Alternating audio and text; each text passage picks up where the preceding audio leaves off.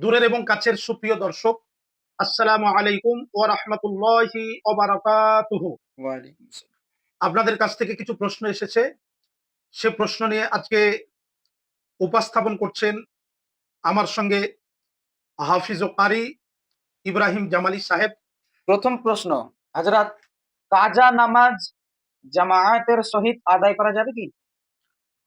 যাবে। একসঙ্গে অনেক মানুষের নামাজ কাজা হলে জামায়াতের সহিত পড়তে পারে, তবে গোপনীয়তা অবলম্বন করে আদায় করতে হবে। হাওয়ালা ফতোয়ায়ে তাজুশ শরিয়া খণ্ড নম্বর 6 পৃষ্ঠা নম্বর 337, কিতাবুল আসার হাদিস নাম্বার 168, ফাতহুল কাদির প্রথম খণ্ড পৃষ্ঠা নাম্বার 185, ফতোয়ায়ে হিন্দিয়া প্রথম খণ্ড পৃষ্ঠা নাম্বার 72, দুররে মুখতার প্রথম খণ্ড পৃষ্ঠা নাম্বার 533। গোসলখানায় প্রস্রাব করা কি? কাঁচা গোসলখানায় যেখান থেকে প্রস্রাব প্রবাহিত হয়ে সম্পূর্ণরূপে নির্গত হতে পারে না, বরং পানির সঙ্গে জমে থাকে, এমন গোসলখানায় প্রস্রাব করা মাকরুয়ে তাহারিমি অর্থাৎ নাজায়েজ। তবে পাকা গোসলখানা থাকলে পানি দিয়ে ধুয়ে পরিষ্কার করে পরে গোসল করতে পারে, তবে এরূপ না করাই শ্রেষ্ঠ। হাওয়ালা দুররে মুখতার ইবনে মাজা প্রথম খণ্ড। মাসআলার ইমাম কয়জন? বর্তমান শুধুমাত্র 4 জন। 1, হযরত ইমামে আজম আবু হানিফা রাহিমাহুল্লাহ। 2, ইমাম শাফিঈ রাহিমাহুল্লাহ।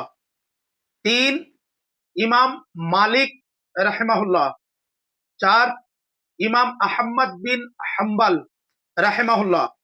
দ্বিতীয় শতাব্দীর পর মুসলিম উম্মাহ সর্বসম্মতিক্রমে এই 4 জন ইমামকে মান্য করে নিয়েছেন।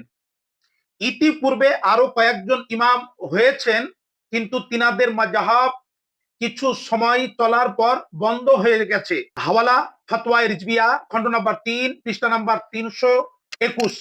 নামাজের নিয়ত করার পর ডান পায়ের বৃদ্ধ আঙুল নড়লে কিংবা সরে গেলে কি নিয়ত ভেঙে যাবে? নামাজ পড়া অবস্থায় পায়ের আঙ্গুলি সামান্য নড়াচড়া করলে সেই জায়গাতে নামাজ ভঙ্গ হবে না, তবে অহেতুক পা এদিক ওদিক করা অনুচিত। 4 মাযহাবের মধ্যে কোন মাযহাব সবচেয়ে গ্রহণযোগ্য? 4টি মাযহাব হানাফি, শাফি, মালিকি, হাম্বলি।